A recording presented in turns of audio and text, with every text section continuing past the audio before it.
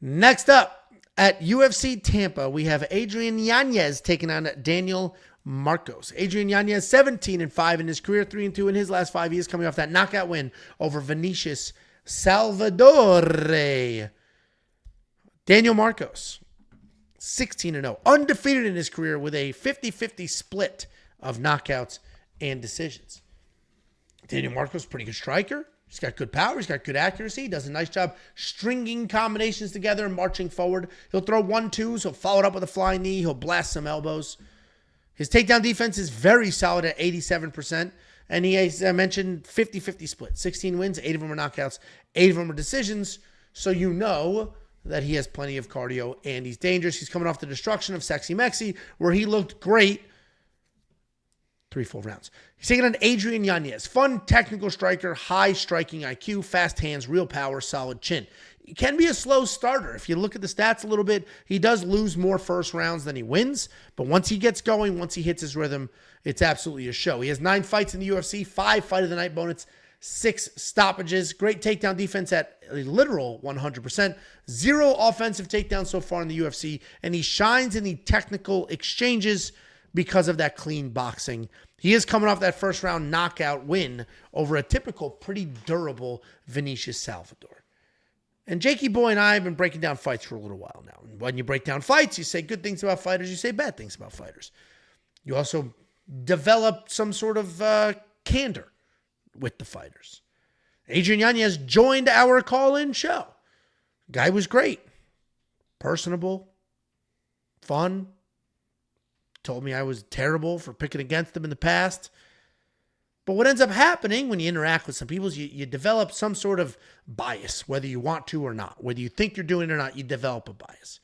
And I'm saying all that because I am going to pick Adrian Yanez here, and maybe it's some subconscious bias that I am not aware of. But if I look at this matchup, Adrian Yanez is a very, very good clean boxer. Very good clean boxer. And if this ends up being a striking exchange, I think Adrian Yanez can beat Daniel Marcos with a punch. And I fully recognize that Daniel Marcos is undefeated, and that's impressive. And he made Sexy Mexi look dumb as hell. But we haven't seen Daniel Marcos fight another high-level striker yet. Adrian Yanez will probably be the best striker he's fought so far. So I'm going to roll the dice. Adrian Yanez is going to be the pick. And I do have a bet on him if you want to check that out. What do you think, Jakey Boy? We already know your pick, but go ahead and break us down. Yeah, I am also biased. Adrian Yanez is my boy. That's my dude, right? Last time I was at the Apex for the Cameron Smotherman fight, which is his boy. Cameron won. Adrian came over, was all excited because I got the point deducted in that fight. You know what I mean? So they were all excited, and Adrian came over, gave me his hat. So am I picking another man because that man gave me his hat? Yeah, maybe, right? But also, there's history to this as well. And Adrian Yanez has always been, before we had this, whatever friendship, he's always been one of my favorite fighters. His boxing I talked about earlier. When you see clean boxing, it is fucking beautiful. And when this guy starts getting in that flow state, it is fucking incredible to watch Adrian Yanez fight. But I said on that interview, 3 or 4 months ago, I was kind of looking up. We were talking about who do you want next, and he was getting called out because I think Peyton Talbot called him out. And I was kind of looking at the rankings and stuff, and I went, I know who Adrian Yanez can beat, who it would be a great win for him. He would be the underdog, and he would be able to take that O. I pointed out Daniel Marcos. On that show, I told Adrian, I said, I got a guy for you, Daniel fucking Marcos. That's who you should fight next because I think you can beat him. It'll be a big moment. He said, I love that fight. That would be a great fight. I know that Daniel Marcos is a good striker.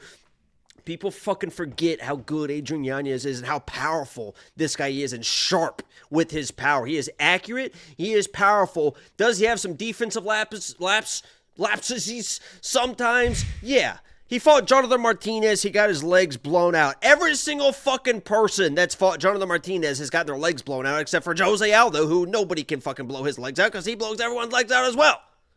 We just saw that with fucking Marcus McGee. He was so you kind of give that, okay, he got his leg blown, it is what it is. Against Rob Font, if you watch that Rob Font fight again, the first 2 minutes of that fight, Yanez was fucking that dude up. I mean, he was popping the jab out there. Rogan and DC were oohing and on about the accuracy and the speed of Adrian Yanez. The way he can step off stuff, the back step, and then right back in it. His hands are faster than anybody. I love this matchup for him because I think he can match the speed with more precision and more power. And a guy, Daniel Marcos, who I don't think is crazy dangerous and is a little bit overrated. He was my lock of the week before, Daniel Marcos. I know Daniel Marcos. And I like this matchup for Adrian Yanez. And when you see Adrian Yanez do the little three-step little hop, boom, boom, boom, when he's chasing somebody against the fence, he's about to win that fucking fight. So the second you see him get in that flow state and somebody's chasing, he's chasing, pop, pop, pop into him, when their back is against the fence, woo! It's about to be a fucking show. Get your fucking popcorn. Adrian Yanez is knocking this dude out. Lock of the week. Look, I'm rooting for the lock, man. Your lock of the week has had an incredible year. If you didn't see Jacob's lock of the week video, not only is it obviously the normal, incredible highlight of the lock of the week and the breakdown of who, Jacob also took the time to go through every lock of the week he's ever had, or at least every tracked one he's ever had.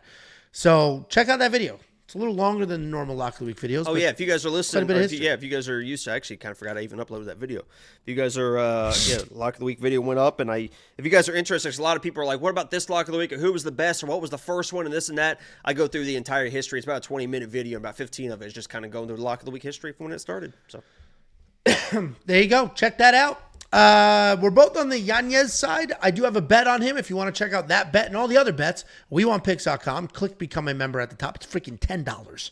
$10. What an absolute joke. We're never going to touch that price point. We just released an app, which was not free, and we're still never going to touch that price point because all we care about is delivering the best possible service at the best possible price for you all. Almost 4,400 of you are premium members. Let's get that up to, God knows what number. WeWantPicks.com. Click become a member at the top. Couple of Troopers Chatterooskies.